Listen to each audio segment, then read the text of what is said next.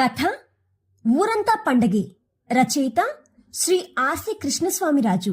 స్వరం Nagamounika. Please like, share and subscribe to our channel. ఊరంతా పండగే. తిరుపతికి 25 మైళ్ళ దూరంలో ఉండే చిన్న పల్లె అది. 4 వీధులున్న ఆ పల్లె ఆకాశం రేణుగుంట విమానాశ్రయంకి వచ్చే వెళ్లే విమానాలతో సందడిగా ఉంటుంది. ఊరి తూర్పు వీధి నుంచి లేత చింత చిగురు నములుతూ పెద్ద సంచి ఒకటి భుజాన వేసుకుని నడుస్తూ ఉంది సరస్వతక్క. వెనుకనే పరిగెత్తుకుంటూ వచ్చినాడు 12 ఏళ్ల పద్మనాభుడు. ఆ ఆదివారం కన్నా సోమవారం ముందొచ్చినట్టు వాడి చొక్కా కన్నా బనీన్ పొడుగ్గా ఉంది. సరస్వతక్క, మీరంతా మద్రాస్ మెరీనా బీచ్కి వెళ్తున్నారంట కదా, గవ్వలు దొరికితే నా కోసం కొన్ని పట్టుకురావా ఆడుకోవడానికి? అలాగే తెస్తానులేరా పద్మనాభ అని ముందుకు కదలబోయింది. కుడి చేతిలోని సీసా ఆమె చేతికిస్తూ, మా అమ్మ నీకిమ్మంది, దీని నిండా సముద్రం నీళ్లు తీసుకురమ్మని చెప్పింది. మీ అమ్మకు సముద్రం నీళ్లు ఉప్పగా ఉంటాయని తెలీదా? వాటినేం చేసుకుంటుంది మీ అమ్మ? సరేలే, ఇలా ఇవ్వు అని సీసా తీసుకుని సంచిలో పెట్టుకుంది. ఎడమ చేతిలోని చిన్న సంచిని చేతికిస్తూ, ప్రయాణంలో తినడానికని మా అమ్మ జామకాయలు కొన్ని ఇచ్చింది అని సరస్వతక్క చేతికిచ్చాడు. మీ అమ్మకు నేనంటే ఎంత ప్రేమరా అని చెప్పి సంతోషంగా చేతిలోకి తీసుకుంది. వెంటనే పద్మనాభుడు, అక్క సరస్వతక్క, ఏమి అనుకోనంటే ఒక మాట. అదంతా అరవ ప్రపంచం కదా, నీకు ఒక్క అరవ ముక్క కూడా రాదు కదా. అంత పెద్ద పట్టణంలో నువ్వు తప్పిపోతే మన ఊరికి ఎట్లా వస్తావు? నిన్ను ఎవరైనా ఎత్తుకెళ్తే ఏం చేస్తావు? నువ్వు చెప్పేది నిజమేరా పద్మనాభ, కాని అరవ సినిమాను దండిగా చూసిందాన్ని. చదవలేకపోవచ్చు, సరిగ్గా మాట్లాడలేకపోవచ్చు, కాని వేరే వాళ్ళు మాట్లాడితే అర్థం చేసుకోగలను. కాబట్టి నాకేం భయం లేదు. ఇకపోతే తప్పిపోవడం గురించి అంటావా? అంత సులభంగా దారిపోను నేను. నా జాగ్రత్తలో నేను ఉంటాను. తప్పిపోయినా ఎట్లనో ఒకట్లా వచ్చేస్తాను. నీక భయం అక్కర్లేదు. ఇకపోతే నన్ను ఎత్తుకుని పోయేదానికి ఎవరైనా ప్రయత్నిస్తే వాడిని కుమ్మి కుమ్మి బంగాళాఖాతంలో వేసేయనా అని నవ్వుతూ చెప్పి ఊరు మధ్యలో ఉన్న రాములవారి గుడివైపుకు కదిలింది. విమానం అటు ఇటు ఊగినప్పుడు పడిపోకుండా బెల్ట్ గట్టిగా పెట్టుకో సుశీలక్క అని చెప్పింది అంగన్వాడీ టీచర్. సుశీలక్క ముసిముసి నవ్వులు నవ్వుతూ, బెల్ట్ బిగించుకోవడం నాకు తెలియదు, పక్కన కూర్చుని వాళ్ళని అడుగుతాలే, ఎయిర్ హోస్టెస్లుంటారు, వాళ్ళు సహాయం చేస్తారులే. కళ్ళు తిరుగుతాయేమో, వాంతి అవుతుందేమో అని ఆలోచించు మాకు. అందుకే ముందు జాగ్రత్తగా నా సంచిలో ప్లాస్టిక్ కవర్ ఒకటి పెట్టుకున్నా నవ్వుతూ బదులిచ్చింది సుశీలక్క. అది సరే మేడం, ఎగురుతున్న విమానం గబుక్కున ఆగిపోతే ఎట్లా? మన ఊర్లో ఆటో ఆగిపోతే అందరూ కలిసి ముందుకు తోస్తారు. ఆ ఆకాశంలో విమానాన్ని తోసేవాళ్ళు ఎవరుంటారు అని అమాయకంగా అడిగింది సుశీలక్క. పడి పడి నవ్వుతూ, విమానాల్లో పారాచూట్లనివి పెట్టి ఉంటారు. అవి చాలా పెద్ద గొడుగులాగా ఉంటాయి. అలాంటి ఇబ్బంది ఎదురైతే అవి పట్టుకుని నేల మీదకి దూకేయచ్చు అని చెప్పింది టీచర్.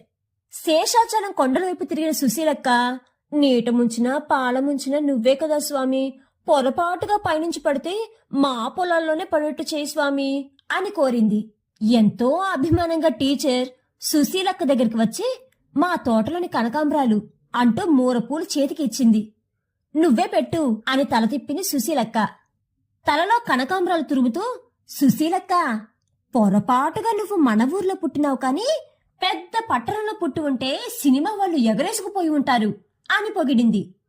రాత మార్చే ఎవరి తరము, జరిగేదంతా మన మంచికే అనుకుందాం.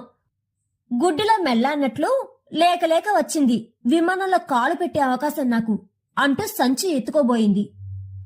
పట్టీల మంచం మీద వెల్లగిలా పడుకుని టెంకాయ చెట్టుని చూస్తూ ఉన్న సుశీలక్క మొగుడు, నువ్వు వచ్చేది ఏ వేళ అవుతుందో 2 పూట్లకు అయ్యేటట్లుగా చేసి పెట్టి వెళ్ళు అన్నాడు. 2 పూట్లకు కాదు, 4 పూట్లకు అయ్యేటట్లుగా వండినాను, వడ్డించుకుని తింటే చాలు అని చెప్పి పడమటి వీధి నుంచి ఊర్లోని రాములవారి గుడికాడికి బయలుదేరింది. దేవుడి గదిలోని చీరల పెట్టె దగ్గరికి వెళ్ళింది ఈశ్వరక్క. ఏ చీర కట్టుకోవాలా అని కొద్దిసేపు ఆలోచించింది. చీరలు తీస్తూ ఉంటే తన అమ్మ చీర కనిపించింది. సాయంకాలం అయితే చాలు, అమ్మ తిన్నె మీద కూర్చుని ఆకాశంలో పరుగులు తీసే విమానాలను చూస్తూ కూర్చునేది. ఎప్పటికైనా మనం విమానాల్లో ఎగిరేంత ఎదుగుతామా అని అడగటం గుర్తొచ్చింది. ఈశ్వరక్క కళ్ళు తడి అయ్యాయి. అమ్మ చీరని చేతిలోకి తీసుకుంది. అమ్మా, విమానంలో ఎక్కాలని నీ కోరిక తీరలేదు. ఎవరో ఆకాశం నుంచి పిలుస్తున్నట్లు కానరాని లోకాలకు వెళ్ళిపోయావు. ఆ అదృష్టం కొద్దీ ఈరోజు నాకు అవకాశం వచ్చింది. నీ చీర కట్టుకుని విమానం ఎక్కుతా. నాతోనే నువ్వు ఉన్నావని అనుకుంటా. చనిపోయిన వారు ఆకాశంలోకి వెళ్ళిపోతారని అంటారు. నువ్వు ఆకాశంలో నుంచి నన్ను, నీ చీరను చూసి సంతోషపడతావని భావిస్తున్నా అని మనసులో అనుకుంది. అమ్మ చీర కట్టింది. దానికి సరైన జాకెట్టు కోసం పెట్టె అంతా వెదిగి పట్టింది. బిగుతుగా ఉన్న ఆ జాకెట్టును గబగబా వదులు చేసి వేసుకుని ఉత్తరం వీధి నుంచి బయలుదేరింది ఈశ్వరక్క. ఈశ్వరక్క కాలిగజ్జల శబ్దానికి సైకిల్లో పోతున్న పోస్ట్ మ్యాన్ బ్రేకులేశాడు. అదృష్టవంతురాలు నువ్వు ఈశ్వరక్క. 60 ఏళ్లు వచ్చినా నేను ఇంతవరకు విమానం ఎక్కలేదు. సినిమాల్లో చూడటం, ఆకాశంలో చూడటమే గాని దగ్గరగా విమానాన్ని చూడలేదు నా కళ్ళు. ఇప్పటిదాకా విమానాశ్రయంలో అడుగు పెట్టలేదు నా కాళ్ళు అని గట్టిగా అరిచి చెప్పాడు ఊరి పోస్ట్ మ్యాన్. కలగంటినా కోరితినా కలిసొచ్చింది కాలం, ఆకాశంలో ఎగిరే అదృష్టం వచ్చింది అని మెరుపు ముఖంతో బదులిచ్చింది ఈశ్వరక్క. రజనీకాంత్, కమల్ హాసన్, ఖుష్బూ, రాధికలు ఉండేది చెన్నైలోనే కదా.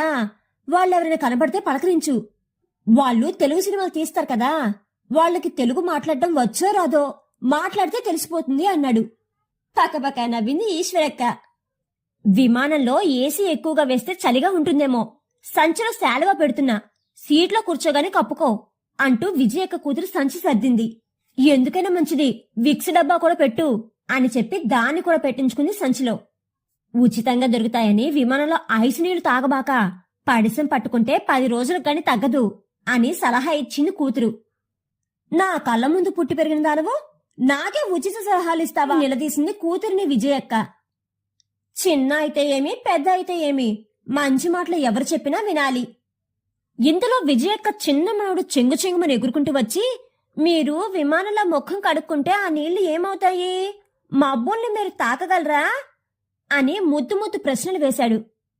నాకు మాత్రం ఏమి తెలుసురా నాయనా, ప్రయాణం పూర్తయి ఊరి చేరినాక నీకు అన్నీ వివరంగా చెబుతాలే అని వాడి బొగ్గ మీద చిటికి వేసి బయలుదేరింది విజయక్క. చెప్పులు వేసుకోవాలని చూసింది.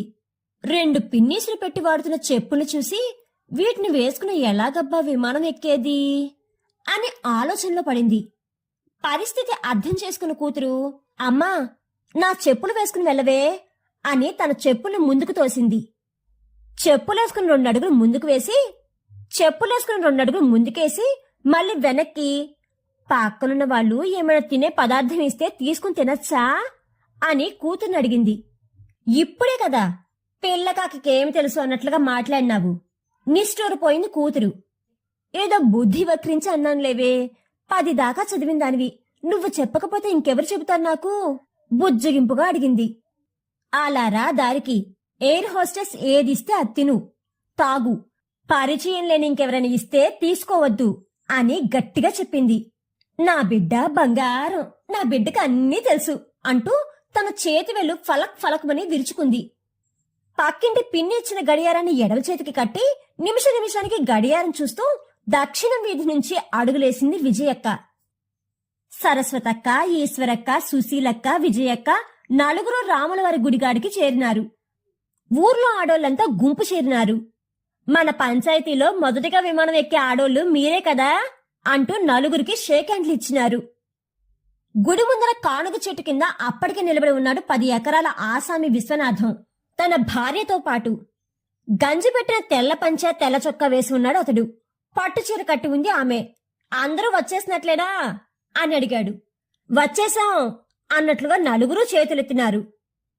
వారి కోసం ఆటో కూడా సిద్ధంగా ఉంది. అప్పుడే ఊర్లోకి హోమియో డాక్టర్ స్కూటర్ మీద వస్తూ ఉన్నాడు. వారానికి ఒకసారి ఊరికొచ్చి వైద్యం చేసి వెళ్లే ఆ డాక్టరు జనాన్ని చూసి బండి ఆపాడు. ఏమన్నా విశేషమా అని అడిగాడు. సార్, మన విశ్వనాథమన్న మన ఊర్లోని 4 ఆడాలకి విమానయోగం కల్పిస్తున్నాడు అని ఆనందంతో చెప్పాడు. విశేషమేమి అని ఆసక్తిగా అడిగాడు డాక్టర్. వీళ్ళు 4 20 ఏళ్లుగా మా పొలాల్లో పనిచేస్తున్నారు అని సమాధానమిచ్చాడు విశ్వనాథం. పని చేస్తే ఆశ్చర్యంగా అడిగాడు డాక్టర్.